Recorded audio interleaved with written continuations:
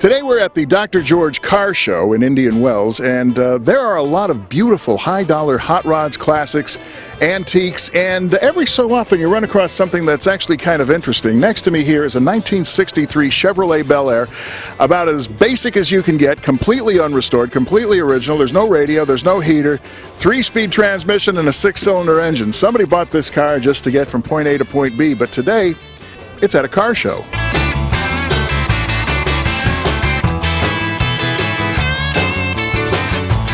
Dr. Dick Fossil is one of the coordinators of this event. Tell us a little bit about your involvement with this, and you actually knew Dr. George, I understand. I was lucky enough to be partners with Dr. George at the Cancer and Blood Institute, and Dr. George was a very innovative, compassionate cancer specialist who set up the Desert Cancer Foundation to provide care for people here in the community who couldn't afford their care.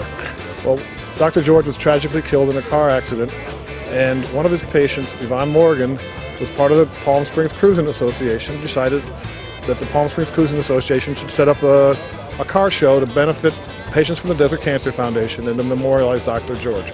So the Palm Springs Cruising Association puts on this show, and all the monies they raise goes to the Desert Cancer Foundation. Now the Desert Cancer Foundation provides funds for people here in the community who can't afford their cancer care, so they don't have to leave and go to Riverside for their care. They can stay here with their families.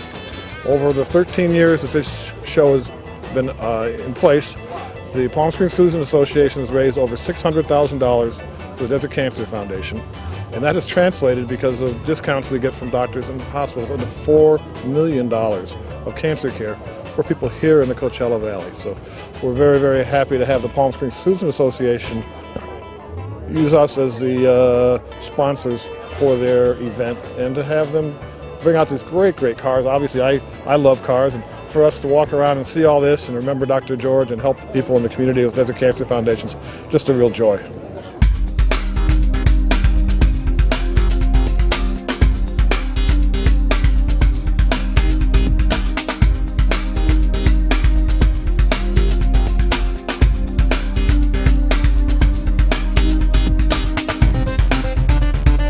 This particular car next to me is proof positive that you don't necessarily have to be driving an American car to enjoy driving a hot rod, and what a car this is. I had a friend years ago who had a 1960 Austin Healey. This one's a very rare 1959 model.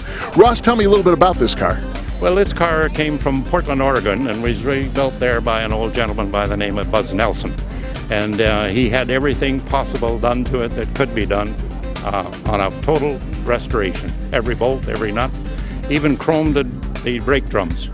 And all the under the hood is chromed. It is a one-of-a-kind kind of unit, for sure. I saw that engine just before you closed the hood on it, and again, it's spectacular. And that tuck and roll upholstery, too, adds a real nice period touch to it. But I've never seen an Austin Healey Roadster with a back seat. You were saying that was called a buddy seat? Yes, those are buddy seats, and I think they came out with the 3000s in 1960. This is a 59. And must have been built late in 59 to have that particular configuration. Given the fact, again, that I've ridden in a similar car, and I knew how fast that car was. Well, we had it out on I-10 yesterday. A lady friend and I brought it down here and registered, and it went back on I-10 to Cathedral City. And, well, I don't want to make it public, but we had it up to 75, 80, and it just run like a clock. Well, I won't tell if you won't, because top down, that's about the time, 75, 80 miles an hour is about the time you're just starting to have fun. So it's absolutely gorgeous. And Ross, thank you for your time, and see you out on the highway, brother. Thank you, fellows, and enjoy the rest of your day.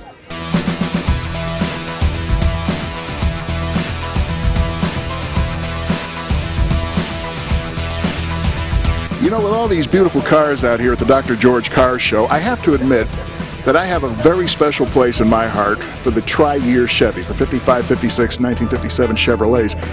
And when I saw this 1957 Bel Air convertible, I just had to say, hey, can we get a shot of me in this car? My father, in fact, used to have, many years ago, a 1957 Chevrolet Sport Coupe, a Bel Air Sport Coupe with a Continental kit and a 283 power pack.